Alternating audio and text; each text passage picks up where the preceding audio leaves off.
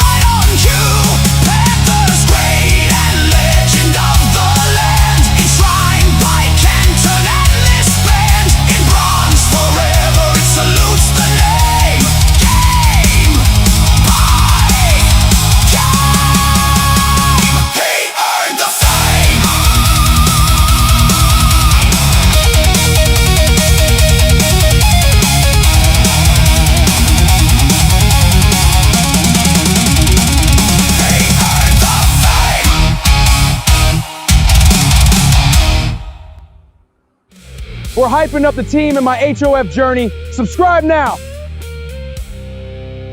Blue.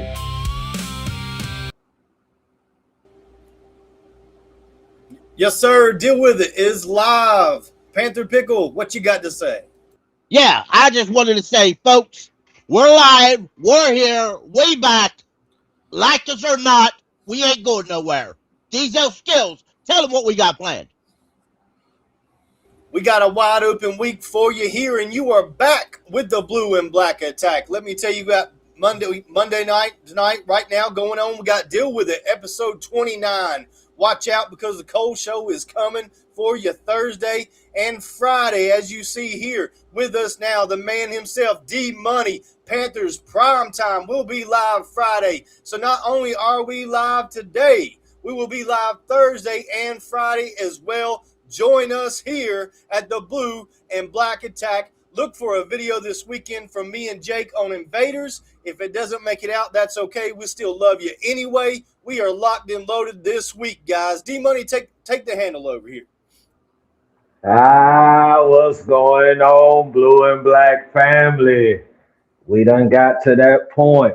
We done got that good little just Christmas Eve, so to speak, a training camp where all these guys, everything since that heartbreaking loss against the Rams, that we've had to sit back and go without Panther football. But on the bright side of during this waiting in time is all the great improvements that the Carolina Panthers made defensively, O-line wise, position rooms, and so forth. So it's going to be a very exciting time. One of my favorite times of the year because I get to push the positivity and the optimism, and everybody's taking a little taste and getting a good infection of it. But I'm gonna go ahead and warn you now, just because we're about to get hyped up, we're gonna over elevate. We're gonna be overexcited, just like we always do. Please, please, if it don't come out like you want to, week one, don't lose hope. If it don't fall like you want to in the preseason, you didn't get to see enough of who you wanted to. Oh, don't fit. Because see, it's nothing but 18 weeks of pounding. And that's what we're coming to do. 18 weeks of protecting the bank. 18 weeks till we go to the playoffs again. Not backdoor into the playoffs, but strongly step into it as the NFC South Division champions. And as we continue, 18 weeks away from winning our first playoff game, 18 weeks away from having a shot. And I'm going to tell you right now, with the type of dogs, puppies, and all the just different bevy of animals that have moved into this den of ours here, we have a shot, and it should make you feel good. Now, you know, with camp, everybody has their concerns, the things that scare them, injuries, and all this other stuff. Take it out your mind. Because if you've been looking at the Carolina Panthers social page, and I know you have if you're sitting here tuned into the Blue and Black Attack, you've seen nothing this off season but Panthers doing the right thing. Camaraderie and, you know, player building and relationship building with Bryce Excel and other receivers.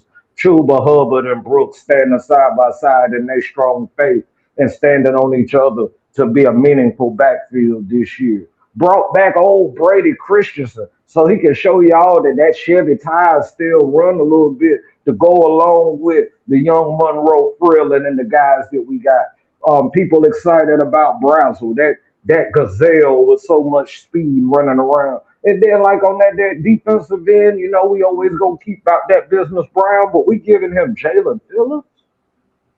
We giving him Devin Lloyd. We're giving him a Mike Jack with a point to prove.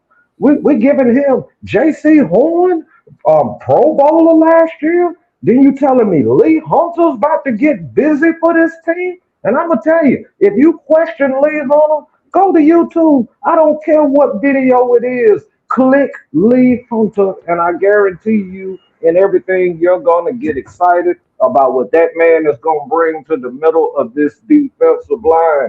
And then just just to wrap it all up and just sum it up in the best way that I possibly can, is when, I watched that Doomsday trailer today. Had me excited just like everybody that's got that inner child inside of them and so forth. And it made me think about what old I like Dan, that. I know you did. And then you got Brant and you got Dan, and you got all them sitting here trying to figure out, like, how can we defeat this NFL villain that we have in front of us? And they started assembling, and I don't want y'all to think that we just woke up after that playoff loss and started planting these seeds, because them seeds was planted the year before. And the seeds have been working, and Dan and Dave have been sitting there flowering and watering the situation. That we have a cast of Avengers that cats don't even know of yet. Don't even know what their superpower is. Don't even know what their species is. But all they know is that they have a bunch of powerful individuals that are focusing and centering their mind to one cause, and that's to be a hero to the 704 and the fans of the Carolina Panthers. Dave is handing the keys to Brad Idzy. He understood his shortcomings. He understood where he possibly could be holding this offense down. And he had enough humbleness and maybe forced a little bit.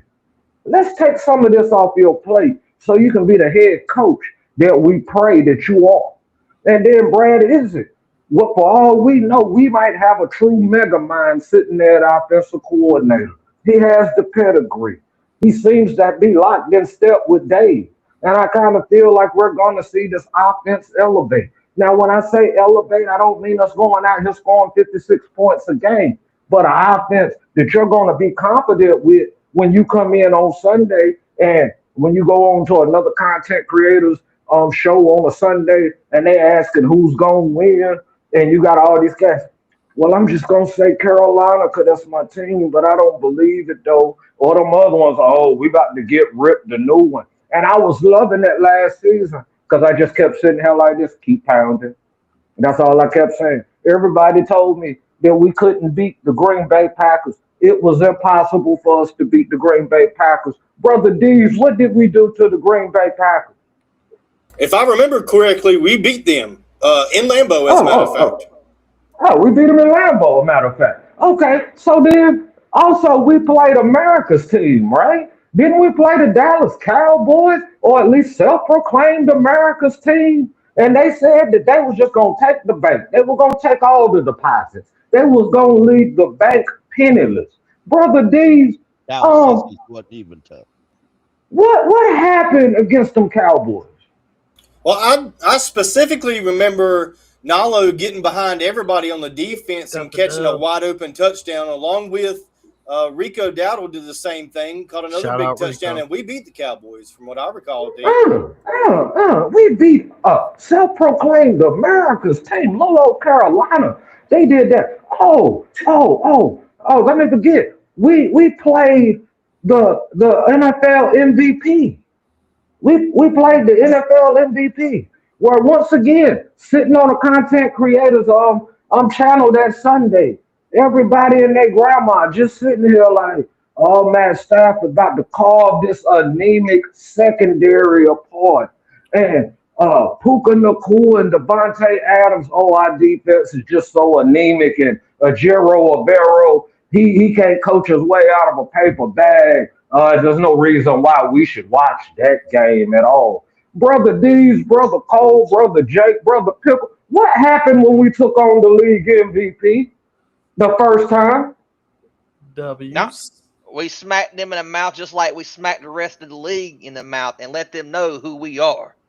Okay, so we smacked some folks in the mouth and we let them know who we were. So then we turned around and we get to the end, and now all of a sudden, one thing people couldn't believe, we done won the daggum division. And now we get to host a playoff game. But what people didn't realize is it wasn't just the football being repaired in Carolina. It was relationships of former greats. As we were hearing such great news about Luke Kuechly, who showed up at the playoff game? Everybody. Beating the drum. encouraging young players.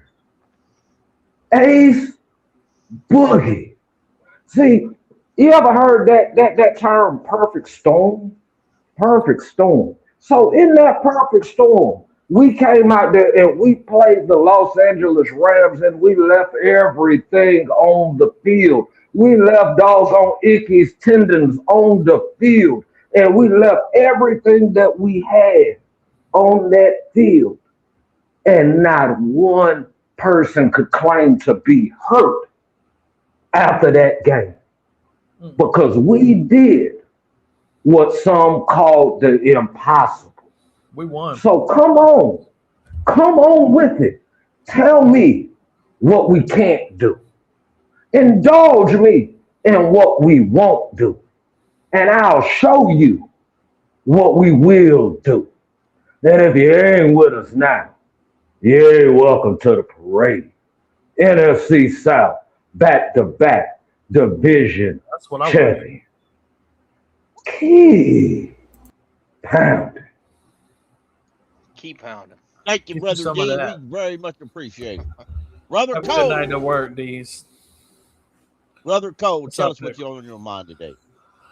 First of all, I'm going to go all the way back to the very intro of this when we watched the video twice. I am ready to go put my Luke Kuechly jersey on right now and run through this wall, Panther Pickle. Y'all have got me fired up ever since, and this has been a great show so far. You can just tell, you can just feel it. Everybody's energy and the juices are starting to go in a little bit more, getting a little more excited every week. The pads are going to be knocking soon. That's what I'm ready to get down to. It's going to be some action. It ain't going to be what we think no more. We're going to be talking about what it is, and I'm really looking forward to it. And I've loved spending time with y'all doing it, brother. I'm glad to be here with you. Brother Jake, the Snake, tell us what's on your mind, brother. Football's in the air, people. Football is in the air. I can smell it. Can you smell it? Sir. Is your heartbeat going a little bit? Is it beating a little Mine bit? is. Is it beating a little bit faster? Knowing that we're going to see some Panther football in less than 16 days, y'all. Less than 16 days until the Hall of Fame game against the Arizona Cardinals. We got the rookies reporting tomorrow. We got the veterans reporting Wednesday, and we got our first practice Thursday. Are you ready? Because I know I am. That's what I'm talking about. And guys, don't tell me that anybody you see in that Hall of Fame don't matter. I remember watching a preseason game, week 1 preseason game, and they had 4 of them back then. I saw this guy named Jake Delhomme. I said, he ain't nothing. He ain't going to be nothing. He ain't wasting time watching him. I saw this little short dude, Steve Smith. I said, that dude is a good returner, but he can't play wide receiver. We was all wrong. Quickly. So don't tell me, hey, none of these guys matter. I know some people across the league who said this other guy just a few years ago was an undrafted free agent, and they said, he'll come, make a few plays in preseason, maybe even have a good training camp, but in the end, he won't mean nothing. Guess what? He signed a long-term extension a week or so ago. So we don't know what we got coming. And I thoroughly believe everybody is pumped. We ready to rock. Thank God Luke Kuechly's going into the Hall of Fame. I can't wait. I'll watch that with tears in my eyes. I'll watch that ceremony.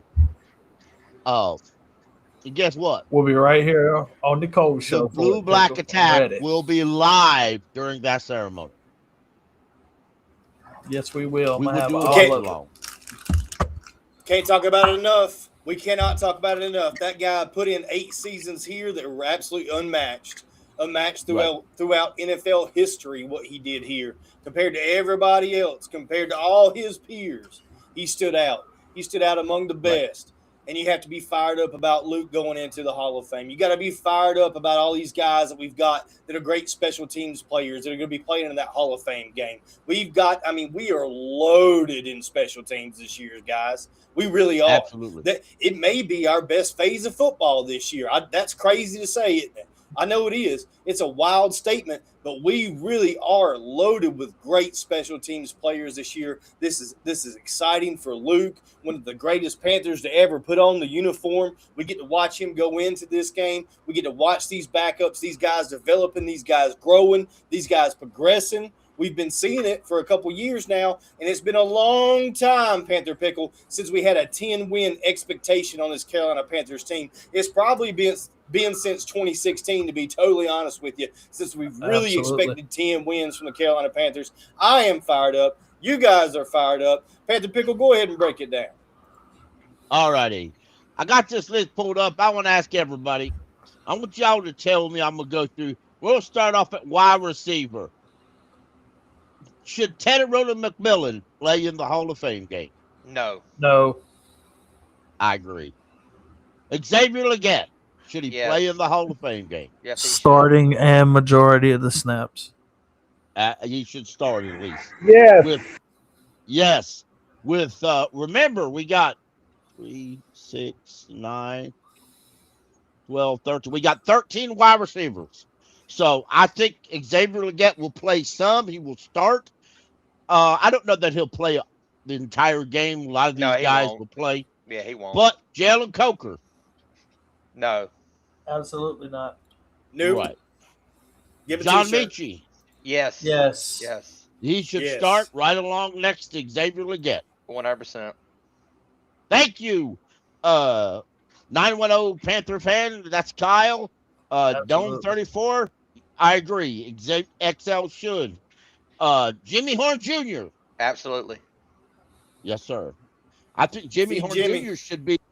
I think Jimmy should be the number 3 wide receiver during that game. Yep. I'd love to see it. I'd love to see that, Pickle. Wholeheartedly agree. I think Chris Brazzell should be the number 4 wide receiver during that game. Yeah, we'll see Chris Brazzell out there. Right. And then number 2 in the second half, right? Brazzell plays number 2 in the second half. Exactly. And when you pull XL and Mechie, or at least XL out, then Brazzell and Jimmy Horn Jr. should get a lot more playing time. They'll have to sprinkle all these other guys in. By toward the end of the game, you're going to see Kobe Prentice and Reed and Anaya Smith, David Moore probably. I'm not certain David Moore will play at all. I don't think he's going to play. I don't think he will play, and I'm going to explain why. To answer your question, Panthro, the reason why we're not saying some of these names, especially the top 2, is because right after this Hall of Fame game, more than likely the next 2 games in a row they'll be playing. Right, exactly. And most of the time,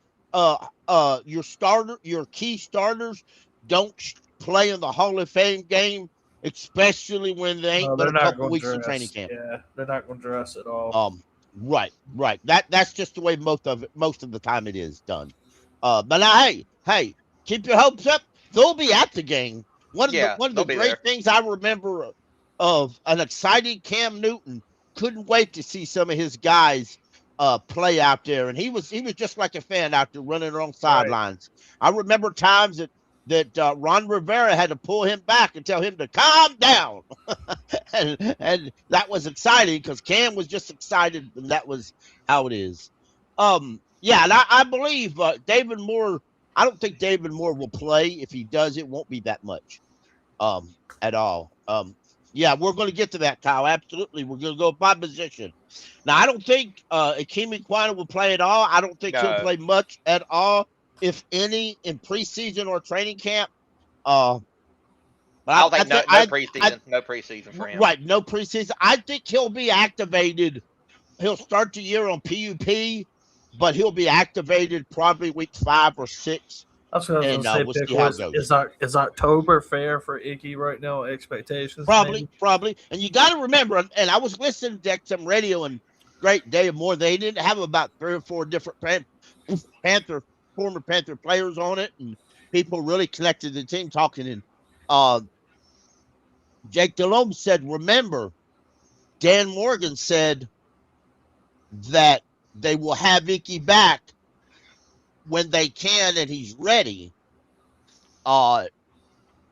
Jake seemed to think that they're going to put Icky right back at left tackle and see how he performs till the end of this year. So we'll have to wait and see on how that works out. But Rashad Walker, should he start or should he play it during the Hall of Fame game?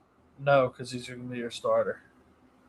I don't think he plays. I don't If Bryce, I'll put it this way: if Bryce Young ain't walking out there, which I don't see it happening, he ain't walking out there either.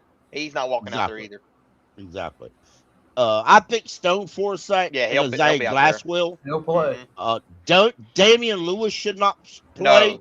No. He's not dressed. Robert Hunt should not play. No. He's not dressed. Taylor Moton either.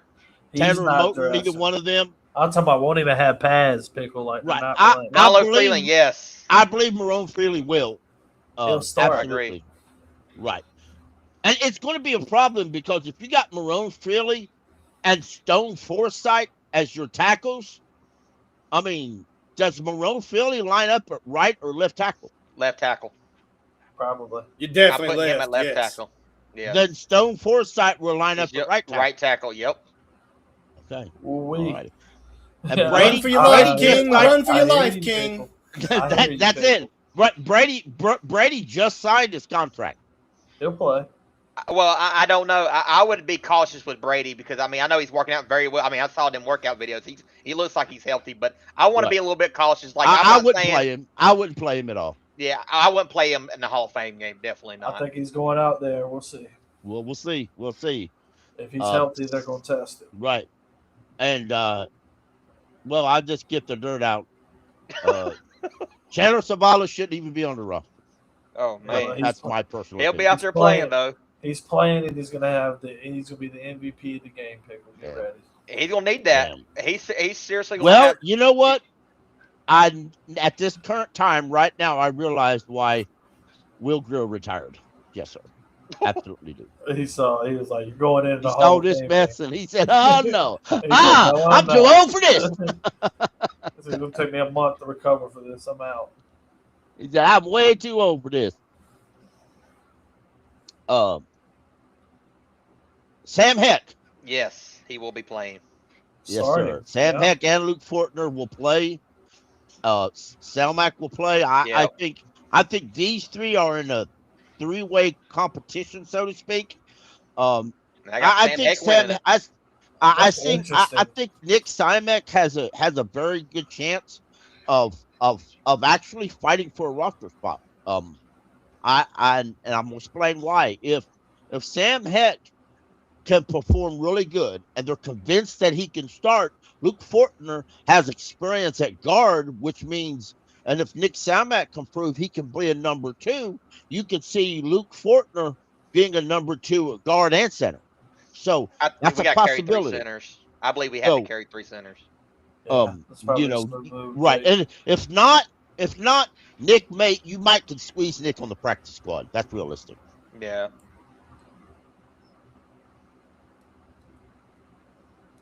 Let's see. I agree. Let's see what Panther says. Read that for me, Jake. Why I don't think any stars played a Hall of Fame game except for maybe Brazzell and XL. We got a lot of backups to evaluate to include our draftees and UDFAs. I completely agree with that comment. I agree. I think we're all right there with him. Good take. That's a good take. Now, let's down to the serious part. Tight end. Folks, every one of these sons of bitches is playing Monday. Playing on the Hall of Fame game to me. Tommy, Shatavian Sanders, Mitch Evans, Felipe Franks, James Mitchell, all of them are playing. Now, I think they need to play. If you say one should not play, it's Tommy. Tommy Tremble shouldn't play. Yep. But the rest of them should all play. And it wouldn't shock me if Tommy doesn't play. They know what Tommy can do. They know where Tommy's at in his career right now. And rest you assured, if Tommy Tremble his contract expires, I believe, after this season. If we don't re-sign him, somebody will sign him because he shows an ability to be a number 2 or 3 tight end, and a lot of teams like those type of tight ends. So, and here's my thing, Pickle. Like Franks isn't getting cut from this team. Franks is staying on this team. I'm telling you that right now. Right. They got him at number 4 tight end, but that doesn't matter because they need him on special teams. They brought him back in from Atlanta to play special teams. He wasn't brought in to really be a big producer at tight end for us. He's a guy that's going to play special teams and be a key role in that. So he's not going anywhere. And if you ask me, that puts a lot of pressure on Mitchell James Mitchell. He's the one that's really got to prove something, whether it be on the field at tight end or the special teams position, to contribute to the Carolina Panthers, because I think Franks is already a done deal. He's making this team. He's kind of like that Bryson Tremaine conversation in the wide receiver room. He's a core special teams guy, and you may like a lot of other wide receivers over Bryson Tremaine because of the special teams value. Where does he land on this depth chart? And I think both those guys are sure locks to make this Carolina Panthers team and the 53-man roster. Absolutely. And it's something a lot of fans, as you go through the list and the roster and you're thinking, always remember we can only keep 53 and special teams matters. So if you, for example, if you look at the wide receiver core and you say, well, we're going to keep 7 wide receivers, and you say T-Mac, XL, Coker, Mitchie, Brazzell, Horn, and probably David Moore or Bryson Tremaine. Remember, you're traditionally, you got 2 starters. Everyone else has to play special teams. They have to block. They have to tackle. They have to block on kicks. They have to be able to block on a punt. They have to be able to tackle on a punt and kick. It ain't all about doing that. When we say special teams, we're not just talking about receiving. Jimmy Horn Jr. played receiving. He really wasn't all that active as a tackler on the other parts of the game. That's something to remember as you evaluate receivers, particularly when you get to the back half and you include special teams. That's why my man Diesel Skills said Bryson Tremaine's key, as well as David Moore. When you're talking special teams, that's why he named Felipe Franks. So as we go on through our shows, you'll hear us talk and describe how many running backs are we keeping. We keeping 3 or 4. That if you keep 4 running backs, it's almost impossible to keep 7 receivers, 4 running backs, 3 quarterbacks, and 4 tight ends. It's just nearly impossible to do that. Cole, my man, tell us what you think. I think you're spot on with your projections so far. I've got lost in that sauce before as a fan pickle. I'm gonna be really honest with you. I have. I would be like, why did this player get cut? He's a better player than him. But you're thinking about as a skill position player or something like that. But special teams, you got to have somebody run down the field on the damn punt team and the kickoff team and tackle somebody. And Felipe Franks is going to do that. That man right there lays the wood, so to speak, when it comes to special team tackling somebody. Yeah, he was here before, and he entered the league as a quarterback, but he learned to play special teams, and he excels at it. They didn't want to lose him. He thought he could sign with the Falcons and get a little better opportunity to play more of a tight end. It didn't work, so he ends up back here. They didn't sign him just to hang out for a couple months, folks. No, he's going to make the roster. I would not be shocked if we keep 4 tight ends. And Jake, our man, James Mitchell, I'm high on him. He's got to fight hard. He's got to fight hard to save his job.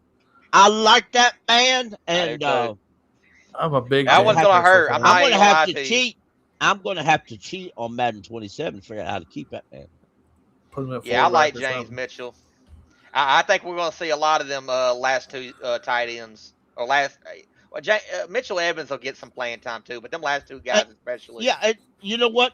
Let's hope that in preseason, including the Hall of Fame game, James Mitchell comes out on fire. Because, folks, here's what you want. If James Mitchell comes out on fire and he outplays everyone, every tight end on this roster, don't be certain who week 1 starting tight end is if he outperforms everybody. It's possible. Let me tell you something, Pickle. He poured it on. Room out of hell. It does, because he poured it on last preseason. We saw him, I think it was like one drive, he had like 5 receptions or something like that. I don't remember exactly. It was a preseason. But the man can ball. I mean, he absolutely is a good receiving tight end, and he might really threaten somebody in that top 3 with this amount of playing time that we're going to see him in this Hall of Fame game. He's going to get ample time to take his shot and prove that he belongs on this Carolina Panthers team. And like y'all, I believe in the guy too. Let's see if he can make the best of it. He most certainly did last year. Absolutely. Skills, Pickle, he popped out to me as well when we went to FanFest. Right. Like, just his stature. Like, he just fits the build. I feel like he could be a good player. I don't know whether he's just not being utilized or what the situation is with that, but we need to find a way to backdoor him and get him on this roster. But, and even the rare times he played last year, he played pretty good. He's got it. I think he got a touchdown or catch or something. I might be thinking of preseason, but you know, if he can shake up the room, I'm just going to go out there and I'm going to call it. And a lot of people are going to disagree. We've got a Texas fan who's a very big fan of this podcast. He might hit me up and disagree, but I'm going to say it. If there's a shakeup, Jatavian Sanders better show up, or he might be showed out. Moves down the roster, huh? He either may boot down the roster, or they may take a call or two on him. See how it works out. Anything's possible. Pickle, he's in that draft class. That's so interesting right now. It's such a big year for all those guys, and I got a huge. I'm not really saying me personally. I'm targeting them, but they all have a big bullseye on them. They have got to show up this year. He's got a lot of proof. Absolutely. He's got a lot. Brooks included. I know Brooks has got his injury, but he's in that draft class, so you got to get something out of him right now. No, Cole's striking a nerve right now with me, Pickle. I mean, Cole's talking about the biggest video Blue and Black Attack has done, Morgan's miscues, that 2024 draft, how it pans out, and how it pans out this preseason matters. It matters a lot what happens in this preseason. These games, they may not count against our record, but they count against these players. I promise you that much. Absolutely. If we don't get production from that draft class again this year, we're not going to make the playoffs. I'm going to just throw that out there as a fan. Knowing like those guys have got to show up and contribute and win the South for us this year. They have to be productive as players. And those left on that draft class, Xavier Leggett. Yep. Jonathan Brooks. I like it. Yep. D-Money, you still in here? Yeah, you are. I see you. My bad, bro. I thought you'd left. My mistake, sir. I apologize. Oh, no. I'll still be here, man. I've been listening to these beautiful takes. Okay. All right. That's good. Well, Jonathan Brooks is part of that draft class. They can do it. They need to do it, and they can. Right. Bless them with help. Bless them guys with some health because they do not need to get injured. Trevant Wallace. He needs to have a big year. He really does. Well, I think Lloyd's going to pull a lot of the weight. I mean, I think it's going to be hard to judge his year this season if Lloyd has big numbers, you know. Right, and let me throw this out there, D's. Cole, you can chime in too, or D-Money, either one, or anybody on here. Yes, sir. I was listening today and come to the understanding that on Ejiro Evero's, as he designs his inside linebackers, he likes one of his inside linebackers to blitz. He likes those blitzing inside linebackers. In the past, we really haven't had a lot of good blitzing inside linebackers. Wallace has traditionally, even in college, been a good blitzing linebacker. Do you suppose now with Devin Lloyd lining the other spot, they'll actually use Trevant a lot more in the blitzing than we're currently used to? Could he save his job just by blitzing from the inside linebacker? Go ahead, D. I want to touch on that too. Yes, he absolutely could. And the reason why I say that is you kind of blitz more confidently. You move a lot more faster when you got that linebacker you trust beside you, especially when that linebacker has like ball hawking skills and so forth that can make up for when you blitz anyway. So yeah, I'm a big my expectation for Wallace this year is unfair for the simple fact that just having a veteran like Devin Lloyd beside him makes me feel like he's going to improve. But I have very high expectations that just with the Lloyd aura, at least, Trevor Wallace is going to be a factor in this defense and actually produce for us some games. Pickle, I can't believe I'm going to sit here and say this, but and then as D was saying that, I was thinking about it. I've never thought Wallace was great in pass coverage. I've never thought he was great in stopping the run. Maybe that is what he can contribute to this defense. You just tell the man, go get the ball, just cut it loose and let him blitz, especially how Avero likes to hide. I was trying to think of another word for hide, but disguise his coverage in defenses and then send those blitzers. You can put him in some interesting positions because now you know that you can See ball, get ball outside with more. Right. Yeah. So maybe that is something in disguise that we need to be watching with Wallace going forward. I'm interested to see. Scroll up a hair, Pickle. Hold on and scroll up a hair right there. Leave it there, and then bring up that comment again if you don't mind. I did. Okay. I'm gonna read this for y'all. Watch out for 47 Isaiah Smith, undrafted free agent edge rusher from SMU, nicknamed Turbo.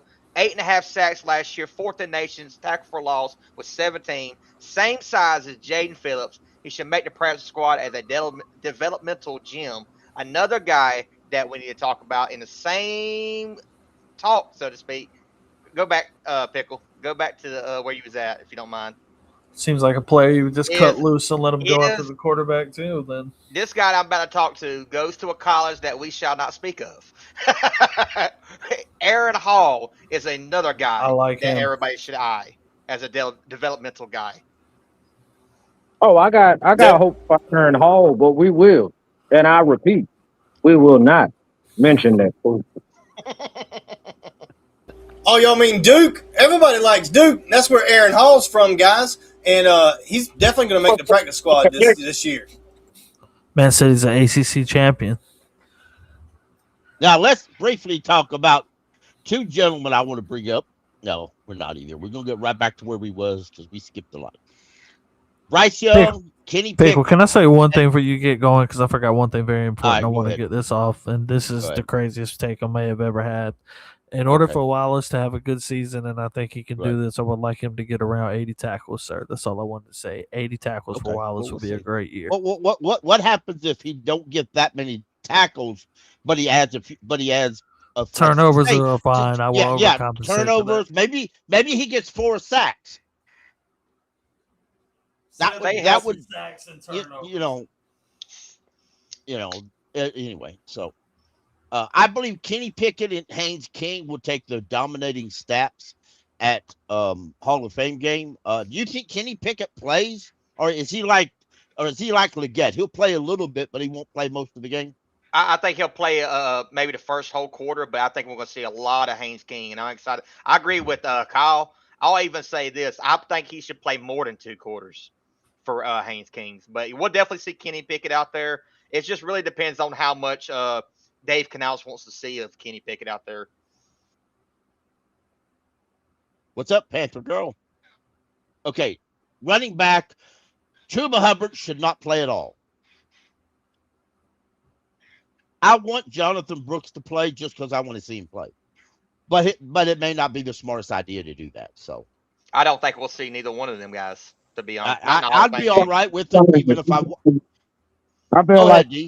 I feel like Chuba has earned not to play, to be quite honest. I agree. By our senior tenured player, just about. Right. We pretty much know there's nothing I think Chuba can really surprise us with that we wouldn't want to be surprised with in the regular season. Plus, we want to keep some miles. We don't want to run all the tread off the tires early. Right. Absolutely right. Plus, I think I know Cole and Diesel Skills want to chime in here, but I think it would be smart to play Trevor Etienne. I'll never say that name. And play 23 and AJ Dillon a lot, and use Anthony Titus and Miles Davis kind of as your 3rd and 4th stringers. Play AJ Dillon and Trevor Et. Let them play pretty much the whole game because those two are competing for a roster spot. I believe that. I believe these two are competing for a roster spot. You know, Dylan, I like Dylan. I think he's the best short yardage back we got. I know Trevor did that in college. I know Chuba's capable of doing it, but none of them have been adamantly successful. Chuba hasn't been really adamantly successful as a short yardage back. And Trevor, they didn't even let him most of the time last year. So, why? I don't know. But I still don't believe they brought AJ Dillon here just to clean up uh training camp and be gone by regular season. I just don't believe that. Yeah, I don't either, Pickle. And I think, AJ Dillon, I would love to see him in the preseason. I would especially like to see him in the Hall of Fame game, but I don't even think he's going to get a carry. I mean, I really don't. I think it's going to be ETN along with the rest of the guys down the roster getting some carries, especially in the second half. I don't even think ETN plays in the second half. I really don't. But I think he makes the roster. I think we end up keeping 4, just the way this looks to me, because we've still got some question marks. You know what I mean? Like, we got some guys we believe in, we got some guys we want to work out, but we don't know how it's going to play. So I think we do end up keeping 4 here in this halfback room. And excited for ETN this year, to be honest. I think he can grow. I think he can develop. I think he can be better than he was last year and be more of a contributor as well. I'm looking forward to maybe seeing him break a play in the preseason, or maybe in that Hall of Fame game, get a touchdown for us, Pickle. Absolutely. And Panther, I want to chime in just briefly. Panther says if AJ Dillon is healthy, he's a beast. Yes, and let's be fair, he was not healthy at all for the Eagles last year. He admitted that. He said he wasn't healthy, and when he finally got healthy, he was a little bit rusty. He was buried on their chart, and he was buried on their roster by then. So he's really if you follow him on Twitter, you'll understand he's in extremely good shape, and he's ready to go, y'all. I believe he's going to be the surprise of training camp.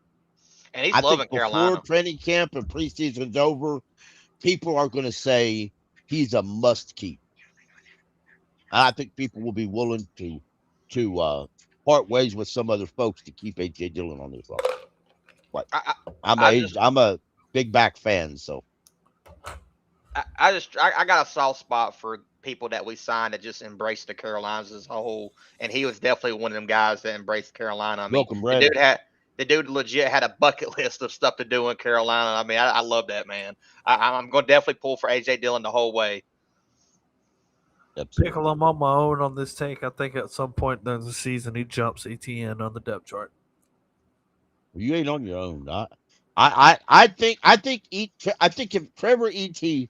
doesn't prove he can be a legit running back, or he seems to fumble the ball some, it wouldn't shock me for people to be overwhelmingly shocked if Trevor is attempted to be snuck on the practice squad.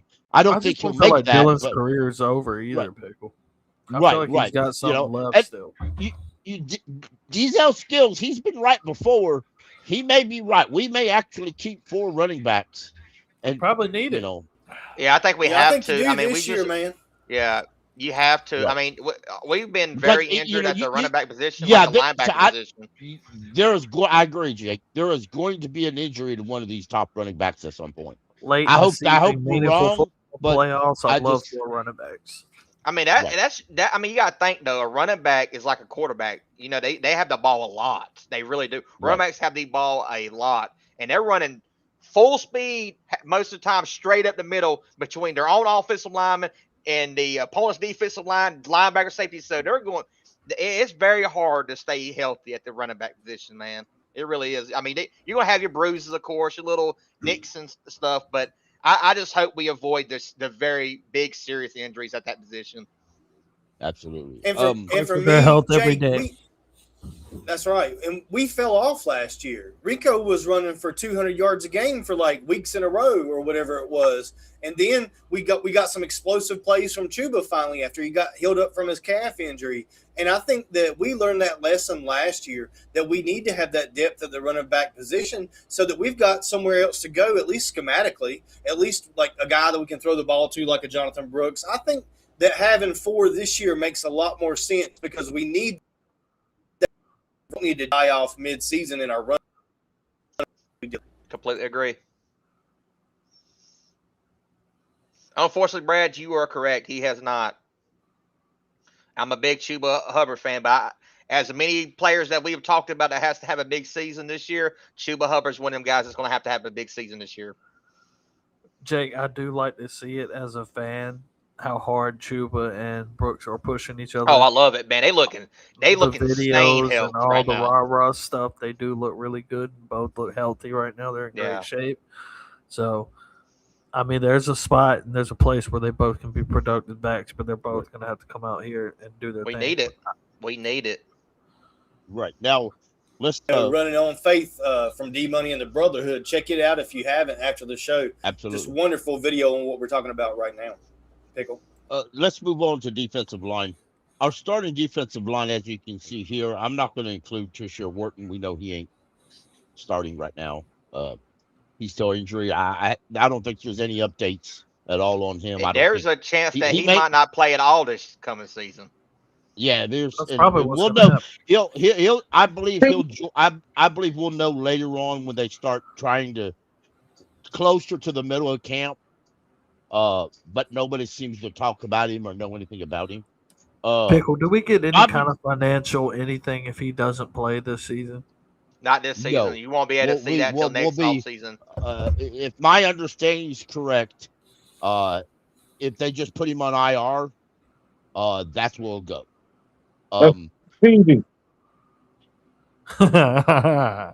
We can't really cut him due to his contract. It will hurt our cap to cut him more than a little. I can look that up in a minute. But let's briefly discuss defensive line. When I say defensive line, I'm talking about, as you can see, Bobby Brown, Derek Brown, Hunter Lee, LeBron LeRae, Harris Hunter, and Cam Jackson, and Tyrone Malone, Aaron Hall, and Parker Peterson, who does not play in the Hall of Fame game. All of the first string for sure. Yeah, I don't think we see any of the first string. We would definitely 100% will not see Derek Brown out there. We won't see Bobby Brown, Nick Scorton, none of them guys. Jalen Phillips, Devin Lloyd, none of them guys are going to be out there. We will see. I think we see Scorton. You think so? Yeah, I think they'll let the rookies play. I think Lee Hunter's going to play. Lee and Wheatley. Right. Well, I didn't go to the outside linebacker, the edge rusher yet. But Jake did anyway. But that's my bad. You're good. I agree. I don't think we see Bobby Brown or Derek Brown. No. I think they really want to see Lee Hunter. Yeah. And they'll see LeBron LeRae. I think LeBron LeRae, Jared Harris Hunter are competing. And I think Cam Jackson is folks, I think Cam Jackson is fighting for his roster spot. I want to see a lot of Cam Jackson. I like what little I've seen last year of him. I think he was one of them guys that we talked about that just got buried, and we didn't see enough of him. I mean, this is his opportunity to get a lot of playing time, a lot of reps, and I'm excited to see Cam Jackson. Right. I think with Trisha Wharton out, I think Lee Hunter steps up into that fray, and I think Cam Jackson because he's a draft pick, I think he has a legit opportunity to prove to them that he's a keeper, and will actually enter the regular season with him as our fourth string or our off the bench, so to speak, defensive tackle behind Lee Hunter, Bobby Brown, and Derek Brown. Or as you can see on here in a 3-4 defense, he'll be the guy he'll be the backup nose guy to Bobby Brown. I think Lee Hunter will play on the outside. I said it earlier in the chat. I think out of all the rookies that we just drafted out of our 2026 draft, Lee Hunter will get the most playing time. Okay, real quick while I've got it pulled up here. I was mistaken. They could actually cut Trisha Wharton, but there will be $240,000 negative in cap. Big deal. And we have $8.5 million available. So, that's not really that big. Yeah, they're not going to cut him for that. Like I said, the real chance of them moving on from Turk is not this season, but the next off season we have is when they're possibly going to move on from him. I mean, to be fair, if they cut, if they cut Jared Harris Hunter or Tyreek Thunderbird, if they cut Tyreek Thunderbird, they can save $1 million. I don't believe if they can cut Tyreek Thunderbird and save $1 million, I don't see why they can't cut Tashir Wharton with only $240 million negative in cap. They're going to get cap relief when they make it down to the 53-man roster anyways. That's right. And I don't want to be clear, but I don't think you'll see the Panthers have released this guy. I think because he's injured, I think they can put him on PUP or injured reserve. And then in a few weeks, you'll see the Panthers have reached the injury settlement with Tashir Wharton, and he's just basically open to. I think that's going to be how this story ends. I think that's how it ends. Right, exactly. That's interesting. We'll find out here in 7, 8, 9 weeks, something like that. Right. I guess is what you're saying. We'll see exactly how that plays out. I hadn't really thought about it, and I kind of like your take on that, Pickle, and Cole agreed with you. So we'll see how it goes. I did want to plug Cam Jackson one more time before you moved on. That's why I jumped in. Cam's got an opportunity here. He's got a great opportunity here, but he's got to take advantage of it. He's got to play well. You know what I mean? He's got to make plays. He's got to show that he's a guy that Evero can rely on. And Hall is in the same position. I don't think LeBron Ray or Jared Harrison Hunt are on this team. That both those guys, Cam Jackson and Aaron Hall, both of them had the opportunity to prove themselves here in the preseason. And I think we could see there's a world, I believe, where they both advance on. You know what I mean? They make the cut and replace those guys ahead of them. I don't think there's that much difference in the talent there in that room is what I'm getting at, Pickle. I hope they make the plays and we get to see them in the preseason. Right. And I just wanted to show this to everybody in case you have doubts. Right there's Tashir Wharton. Right there's his free agent where we signed him.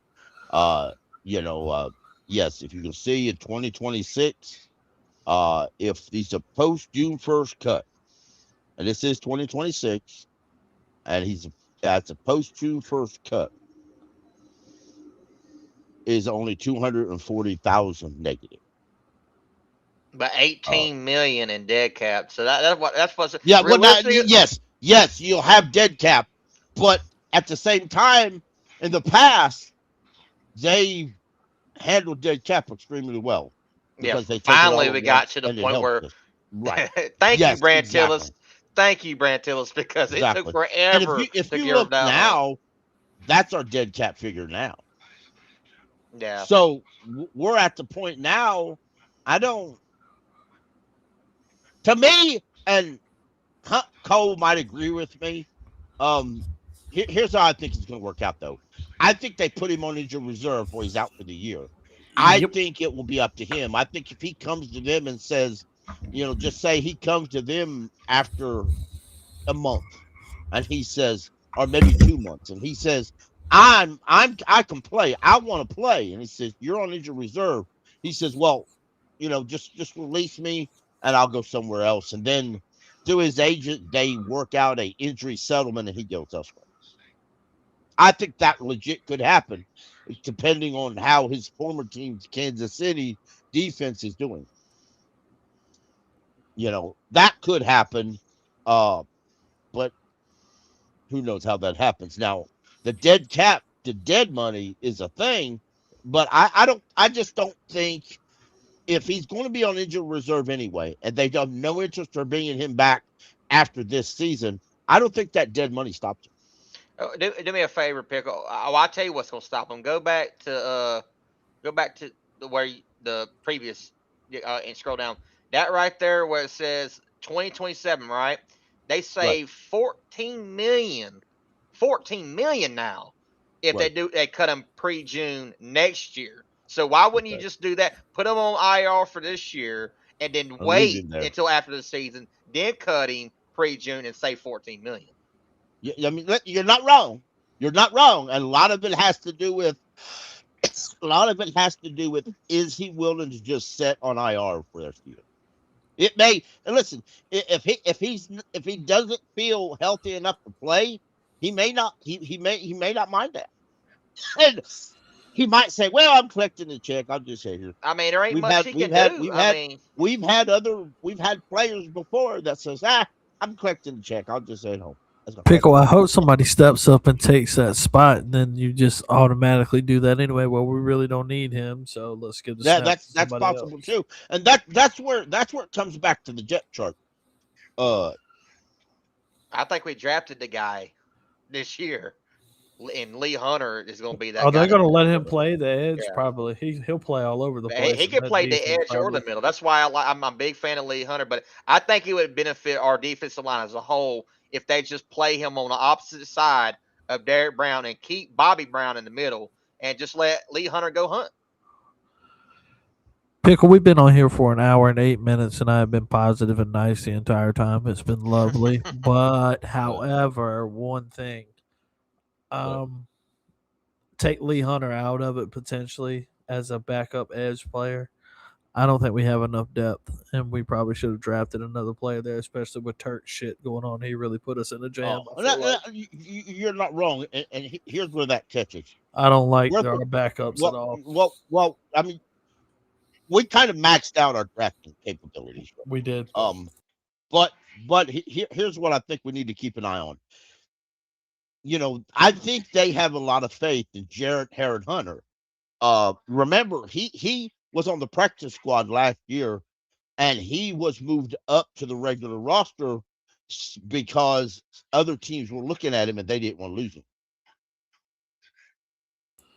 I think I'm forgetting who he is, but now you're just coming back to me now that you said that. Right. So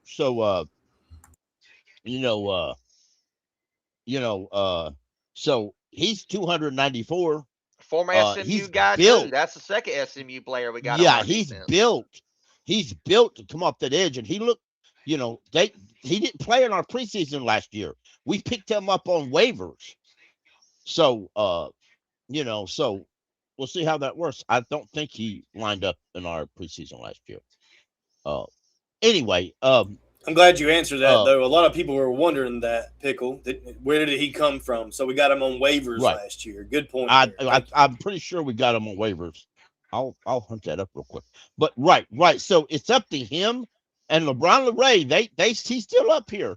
And as much as a lot of us may not like it, right now he is tooth and nail fighting for all hope and glory. And there's another guy on this roster, and I'll put his name. Listen, if Aaron Hall steps up, and he could be that next UDFA that come out of nowhere and demand to make this 53-man roster. He could be the guy coming undrafted that could replace and could be that guy that you're looking for, Cole. That's true, Panther. How would you like it if the savior of the Carolina Panthers defensive line was a guy from Duke? Could you and Jake the Snake stomach it? Jake's going to have way more I can stomach it because I can just pretend he didn't go to Duke. It's not that hard. It's not that hard to pretend. Oh, you hear that?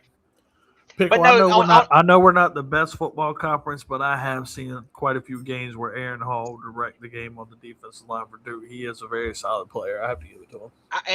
I'll be honest with you. I don't think it's out of the realm of possibility that he makes the 53 and he takes LeBron Ray's job. Because LeBron Ray is not no stud defensive end. He's not. I mean, we watched several film breakdowns last year, and he was just getting destroyed on that defensive line, getting beat, getting cooked on that defensive line. So I'm really looking forward to seeing what Aaron Hall does in the preseason. Hopefully he's that guy that he takes one in roster spots. It feels like he's just going to move up, doesn't it? Right. Harris Hunt, he actually was signed as an undrafted free agent April the 27th with the Panthers. He was waived on October the 26th and re-signed to our practice squad. And he was promoted from the active roster on November the 8th. And there were many reports, including by Joe Person, that said the reason why he was brought to the active roster because there were multiple teams looking and inquiring about him, and the Panthers had a choice to lose him to somebody else's 53, like they did the offensive guard that they lost to the Texans, or that I think they should have kept and cut Chandler Zavala instead. But anyway, so they decided to put him on their active roster. So, and Harris Hunter, he used to be a basketball guy. I mean, so he's making that transition from basketball to football. So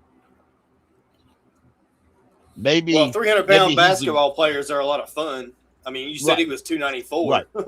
Right. Every time you see a guy that big playing professional basketball, it's pretty fun to watch, to be honest. Maybe he's a guy that we do a little bit more film study on. Huh? Maybe they protected him. Played in preseason last year. So he may have played in preseason. I don't recall that he did, but I don't either. He didn't make any big plays, if you know what I mean. There's no way. Right, exactly. Plus, you also have final cuts. So you never know who gets cut from another team that you have your eye on. And there was a lot of teams with a lot of depth that they'll get rid of. And we usually always pick up at least one person, one or two people anyway. Right. And it boils down to how many we're going to keep. If we're only going to keep 5 defensive linemen, Bobby Brown, Derek Brown, Lee Hunter, and Cam Jackson, that's 4. So you're only looking at maybe 1 or 2 more to add, whether that's Aaron Hall, Jarrett Hunter, even Lolan Bray. Somebody like that falls. You keep one of them, and even if you picked up somebody else, I think we'll be all right defensive line. I think they have that plan and ready. But I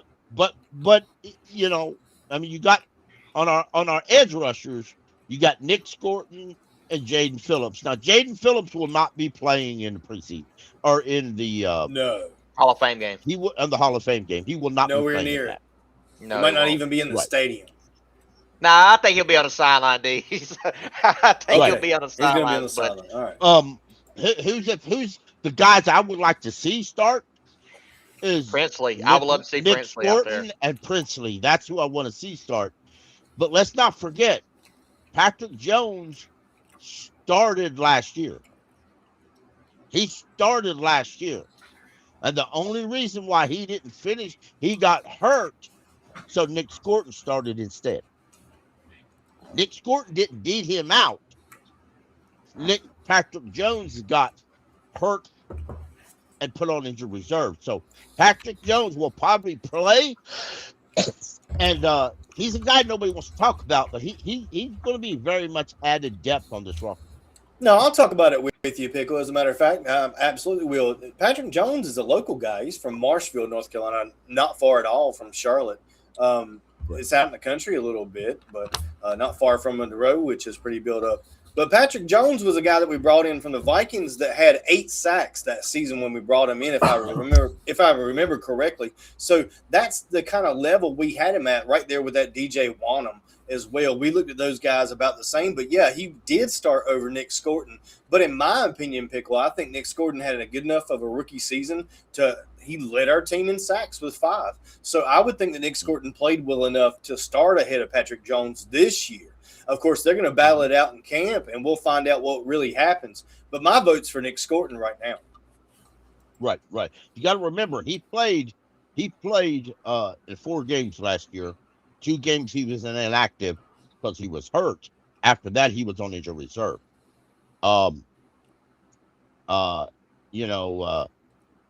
He had 6 solo tackles, 3 assists. He had a sack and a couple quarterback hits and a pass deflect. He was active playing last year as a starter. He just didn't get to finish the game. You got to remember, and something else, Jake or was brought up on not Jake. It was brought up on injury. It was brought up on XM radio. Is Rich Gannon didn't realize they were looking at why Carolina has a slow start, so they pulled up the preseason and they looked and realized that Dave doesn't actually play his starters enough in preseason to prevent a slow start. So that we have to play our starters more in the preseason to prevent those slow starts. So I think Patrick Jones will play, providing he's healthy in the Hall of Fame game. I like to see Nick Scorton and Princely start it, but I don't want to see Nick Scorton the whole game. No. I want to see him as much as I see Xavier Legette or even Kenny Pickett. I don't want to see him a lot. See him a little bit and then him removed and Patrick Jones takes his spot. A couple of the guys I want to bring up, Travis Gibson. He's a veteran who's been in the league for a while, but he looked really good last year. He's 29. Yeah, some good reps. He had some good reps last year. There were times he'd get a sack and nobody else could. He plays special teams and he plays a good depth on offensive. He can play end or linebacker, either one, or outside linebacker, along with Nick Hampton. Nick Hampton is a guy they signed from the Rams purely as special teams. He's a special teams guy that they signed. I don't think, unless somebody else beats him out of that special teams role, I think he's a key special teams they want to keep. I think he's one of their gunners they want to keep on defense.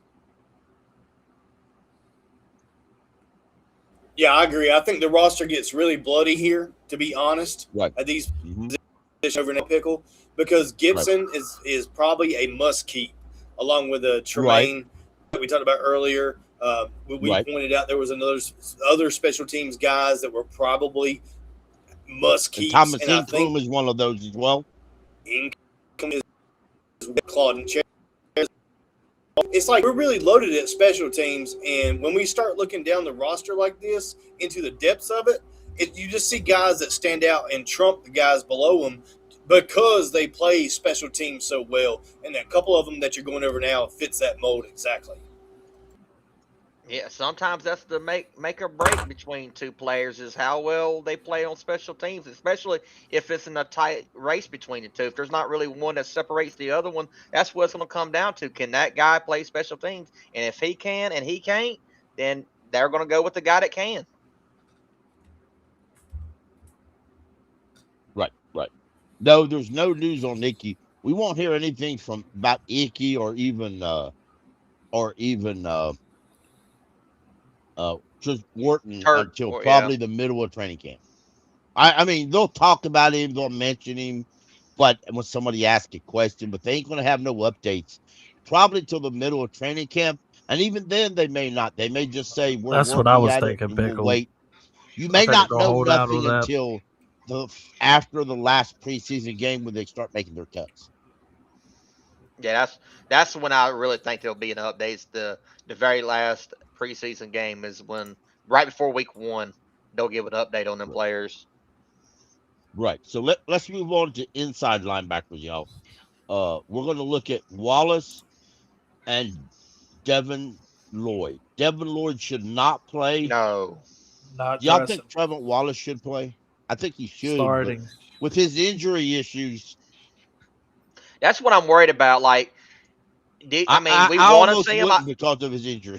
That back neck injury. When it comes to linebackers, man, you just gotta be so careful.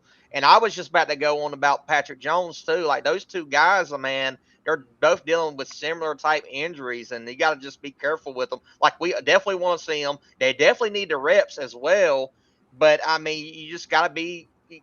What benefits the other one? I mean, what outweighs the other? You want to be careful with these guys. You want to keep them fresh. You want to make sure they're healthy for week 1. But at the same time, you got to give them some reps so they're not just slacking and they just like a sloth out there week 1. Right. Right. Absolutely. Now, Bam Martin Scott and Claudette Claris, if Wallace doesn't start, I want to see I some think Bam Martin Scott and Wallace and Claudette Claris should start.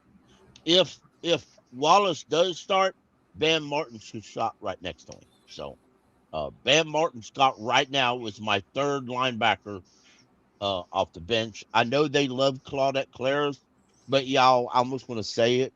Claudette Claris will be hurt before the third preseason game. Bank on it. He'll be hurt before the third preseason game. Is there a chance he's cut and Kuwatch makes the team instead of him? Hey, if he shows out. Something else, y'all, let's understand. Dan Morgan has never cut a rookie draft pick.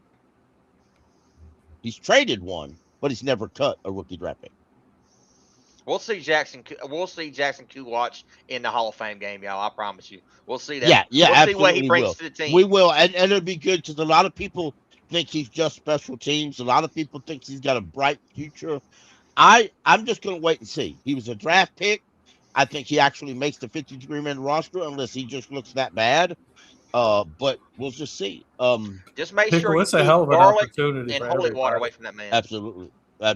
This it other really gentleman, is. There's no other games on. This is the only game everybody's going to be watching. Exactly. Want to get playing time on this team? And, make some plays. And y'all, there'll be a lot of people. And I saw your message, AJ. We're going to get to him when we touch on safeties. I know I would play him at linebacker. I would play him at safety. Yeah, I understand that. But the problem is, every team he's been to plays him at linebacker, corner, and safety. When he came to Carolina, he likes Carolina because they leave him at one position and he plays one position. I think he likes safety. I think he will stay at safety. I've got some news on him when we get to safeties. Not news, but a projection on him when we get to safeties. Corner's a big one we need to discuss about. Mike Jack and J.C. Horn will absolutely not play in the Hall of Fame game. I agree. I think Lee Hunter will be cornerback one. Will Lee and Evans will start right along with Charles Smith Wade or Corey Thornton, I think, will start at nickel instead of Charles Smith Wade. But Charles Smith Wade will definitely be active and have playing time. Right along with all the other fellows on here. Thunderbunk. Outside of J.C. Horn Gilbert. and Mike Jack, Gilly? all them corners are going to be playing. Right now 41 Gilliberg. I forgot he actually got a lot of playing time in a game last year. I forgot about that till I saw him make some plays at a. I watched a little tape on a play and then I'm like, who's this number 41? I don't remember him. I know that it kept him under. So I had to look him up to see who it was, and sure enough, it was just gentleman. He did get some playing time, so I don't know what that means, if anything, but I think that. I think safeties. I'll just be honest with you. Trevette Morrig won't start. I'd be all right if Nick Scott played, but I don't think Rivera wants to play him. I think Latham Ransom and Zeke Whitley will actually. That's gonna be an interesting duo to watch. That's right. Be very interesting. My eyes are gonna be on that position for sure. I'm just gonna say this, and some folks may or may not like it. I wouldn't start Zeke Whitley in the Hall of Fame game. You would not, or you would? I would not. I would start Isaiah Simmons. That's probably what's going to happen. I would start him because he did play safety last year as a backup role because they did cut Damone Richards to keep Isaiah Simmons on the roster. They cut Damone Richards and put him on practice squad. So I think Isaiah Simmons is going to make this 53-man roster, and I think he's going to be I think he's going to be a 4th or 5th safety to make this roster. I'm about to say Plus, he's a really good special teamer as well. So we'll probably keep 5 safeties anyways. I'm going to say this since we're on the subject of safeties. I think this is a year that Damani Richardson does not make the roster, the 53-man. And I don't even know if he makes the practice squad, unfortunately. I was very high on Damani Richardson, but here in the last few drafts, we have attacked the safety position. We've drafted Lathan Ransom. Now it's a key Wheatley. So they're definitely looking at that position of they want to get better at that position, especially behind the stars, or one of them guys to step up to be the guy opposite of Morig. I mean, these names, I mean, all these guys got the opportunity to step up. Absolutely. And AJ, Thornton, I said Thornton was going to be our starting nickel.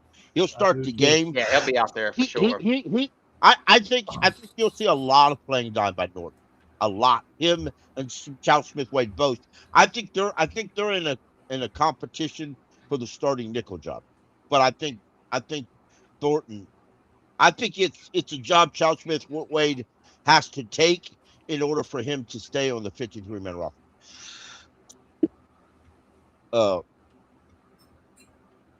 Panther, I appreciate that. That's some good information to keep an eye on as preseason approaches and this game happens. We already know how the long snapper, punter, and kicker are. Yeah, there's not going to be. There ain't going to be no competition there. Right.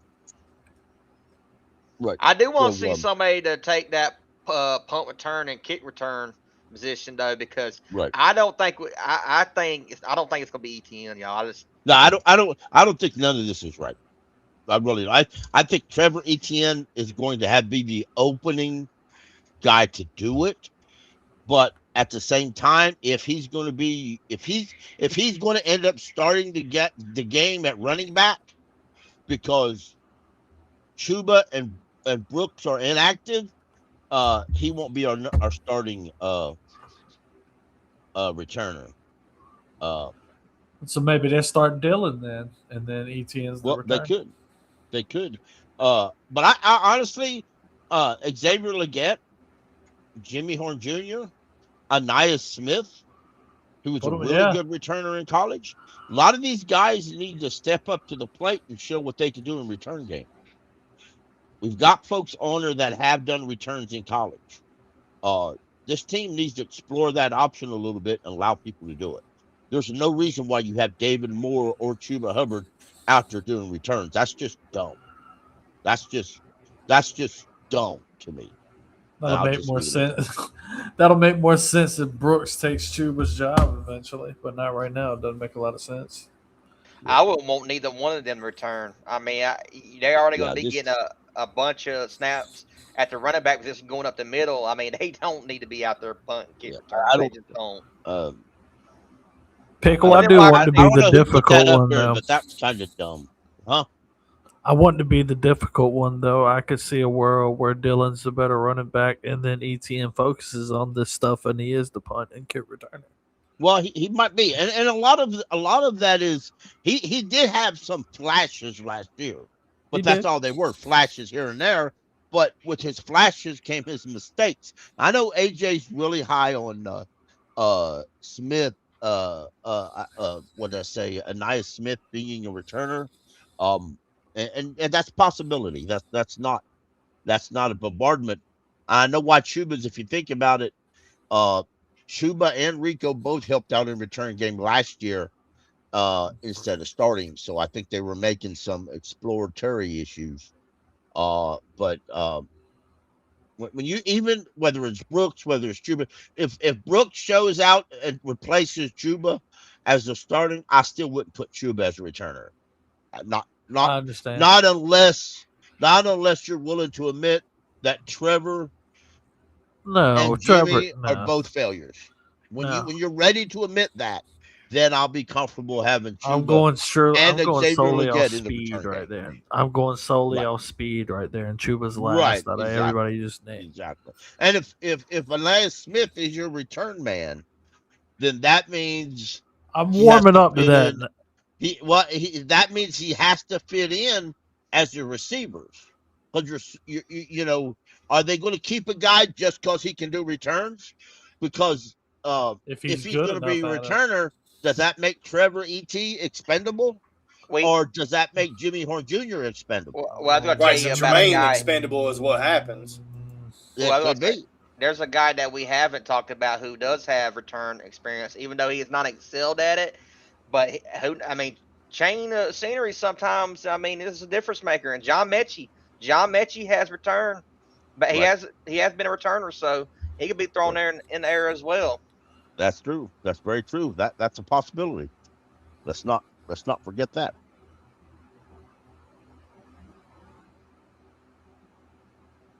Anything's possible. Let's do hope that this gentleman right here helps. This gentleman right here, Brazzell, helps convince this guy right here that you need to play the starters a lot more in the preseason than you have in the past. Go ahead, Cole. I think we forgot something very, very important, and he's not listed anywhere on the special teams depth chart. We have another draft pick that we drafted that has some return experience. Would you let me tell who that is? Because you should know, my friend. Oh, Chris Brazzell. They're not going to let him do that, though. They're not. Yeah, I don't. They won't return punts and kicks. Yeah, he did do some early in his college career, but he didn't do them at Tennessee, and he really wasn't that good at it when he did it. Well, they asked Dave Canals and Dan Morgan about that, and they completely shut it down. They completely shut it down. I don't. So you got to remember. I don't see him doing it. No, I don't. That's why I didn't hear he say shut him down. Yeah, they shut.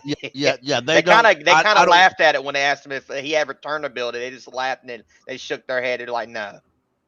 Right. I don't think. I mean, I'd be honest. In a preseason game, I would try it just for giggles, just to see what happens. Myself personally, but might have been some line ass they may in practice at some point behind the scenes when the press ain't allowed in there, and just to see. But I think you got to remember something else, and we don't talk enough about this. Xavier Legette is a really good returner. He needs to be doing. He's got to. So if he's not a starter, if Coker's your starting, and all he is a slot, or he's playing third string, there's no reason why he can't help in that return game.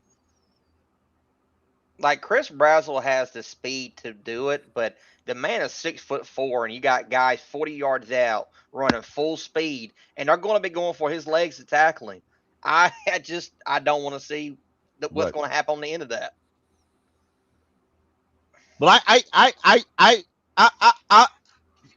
the returner, I do understand and highly entertain the idea of someone other than Trevor E.T.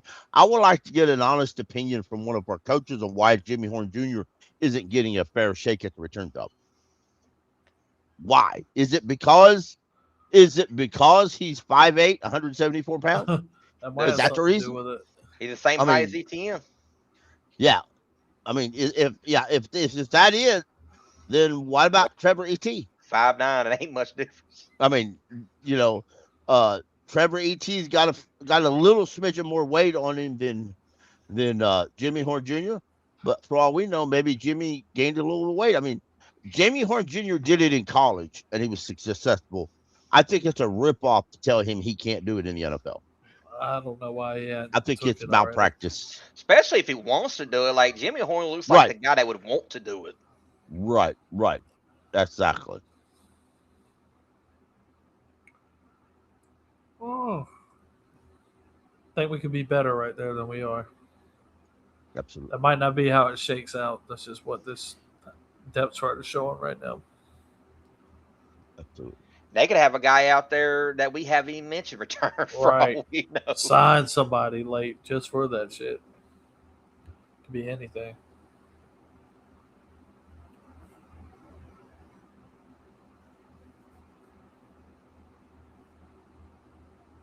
I think you covered returner in pretty good depth, Pickle. You did a fine job on that. But did you have something else that you wanted to go over this evening? No, not this evening. I think I'm Thursday is the first practice day, Panther Gal. Rookies report tomorrow. All other players report Wednesday, and then our very first practice is Thursday. I think a lot of the folks you're going to see when the rookies report, I think they'll go through some meetings, maybe some training. When they report to camp like this, there's also physicals they do. So I mean, they'll walk in, they'll get weighed, they'll go through a short physical, just basically to see that all the parts are there, and walk in and I'll just use him as an example because I feel like it. If Trevor Et walks in, he's 250 pounds eating a donut, he might fail his physical. They might squeeze him over here and say, "Bro, what's up?" Uh, who knows? If Haynes Kings walks into the building and he's got his arm in a sling, they might pull him off to the side and say, "Bro, whoa, wait a minute." So, none of this is true. What I'm saying is just they'll do short physicals, and then a lot of it's more book work, explaining of what they need to do, or not more of what they need to do, of more of what's going to take place. Kind of like an orientation type deal, maybe even a little bit of workouts, and then the vets come in, and then they get down to business. That's one part about this, guys. I used to love to watch the film of the veterans and the rookies showing up in Spartanburg with their suitcases and seeing what all they bring. Yeah. I'll never forget Curtis Samuel's mama dropping him off. That got everybody laughed at him and got shits and giggles on him. Got him teased quite a bit. Well, remember, and also remember that they would bring their own pillows, their own snacks. Yeah. Their TVs. I mean, yeah, I love seeing that. Who was? I don't remember who it was. Somebody brought in. I remember them coming in. They had a new TV. Then they had an Xbox. Then they had a PlayStation. Then they brought in a gaming laptop. And I would think, bro, you here the game or be play football? That man's locking in after practice, Pickle. and remember back in the day before, they would go in with board games, and some I remember Jordan Gross and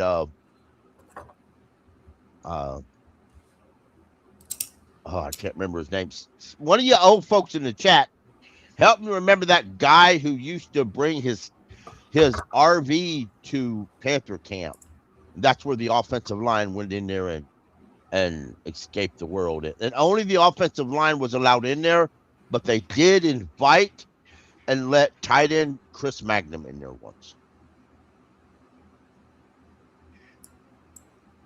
That's been a long time. That's hilarious. I didn't know that, Pickle. I appreciate you sharing that story. I was going to say that last year, Nick Scorton, I think, got an interview on the reporting day, and we can probably expect the same thing this year. So Lee Hunter, the Fridge, will probably be on the mic, and if it's not him, it'll probably be Chris Brazzell. We'll hear from one of those guys, I think, tomorrow in an interview. So I just looked him up, Pickle, for you, brother. Who used to do it is Jeff Mitchell, a former Panthers center, used to bring a motorhome to camp. Yes. So the offensive line had an air-conditioned escape where its members could play cards and relax. Right. So, it was Jeff Mitchell. But Jordan Gross was just he was a rookie when I first heard about it. But and even when he retired, they rented one just for everybody to do that for a little while, and then they just quit doing it altogether. But it was cool while it was lasted. And they even had interviews with the coaches, the head coach, and John Fox was like, "No, I ain't been in there. I ain't been invited in there." So apparently, when I looked it up too, and I don't know if it's true or not because I ain't seen it, but I'm just going off of what it's saying. It says Brady Christian also brings an RV to training camp, which I did not know. I did not know that either. I could see it if I was attending camp and I've been in RVs. I've been in brand new RVs. They're almost like an apartment. There are a lot of people in today's day and age now living in RVs. Oh, yeah, they basically are a mobile home on wheels. I mean, Right. they got some very nice Yes. looking RVs Yes. now. I have no doubt if it was just me, I'd live in an RV. That's fact. You know, if I was a professional football player down around there, I would definitely live in an RV.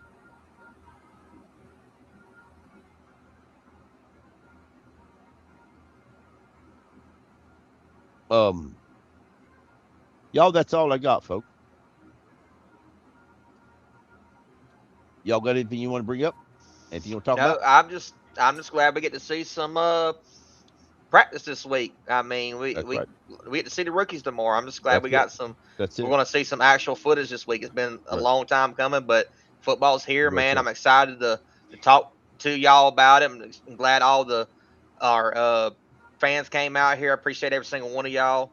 Y'all the reason why we do this. We love y'all. But yeah, keep pounding. I'm ready to see some football, y'all.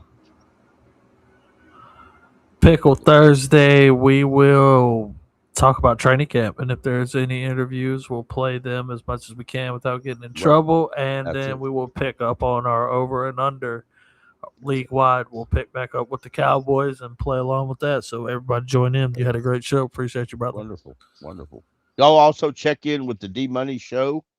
He'll be live about 7:30, I think, on Friday, and we'll rock with D-Money for a little while. Y'all, please like and subscribe to our podcast. We really, truly want 200 subscribers on our YouTube page. If you need to, folks, like my wife's in bed asleep here in a minute. I'm going to pull her phone up and subscribe to our channel if you don't know that yet. But if you catch your wife or your girlfriend or your kid, significant other asleep, maybe your mom and dad, help them subscribe when they ain't looking, you know. And if they get mad, don't tell them I sent you. So, y'all keep pounding. Or just tell them, and they can deal with it. Yeah. Well, if you tell them, and they may not say, no, I don't want to subscribe to that. My wife don't watch football. She don't really care. But, you know. Don't let them stay salty, Pickle. That's just wrong. Tell them to deal with it. Tell them to buckle up, Buttercups. Tell them that. Hey, that's it. Y'all need to buckle up, Buttercup. You know, man up, woman up. Show them who's the boss around here. It's keep pounding or get out. That's what it's all about.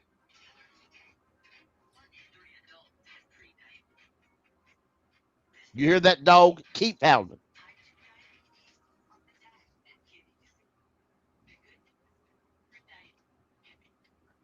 Y'all, that's all I got. Let's keep pounding. Keep pounding, Panther Pickle. Find that button I need to. Welcome to the Blue and Black Attack Podcast. We're hyping up the team in my HOF journey. Subscribe now.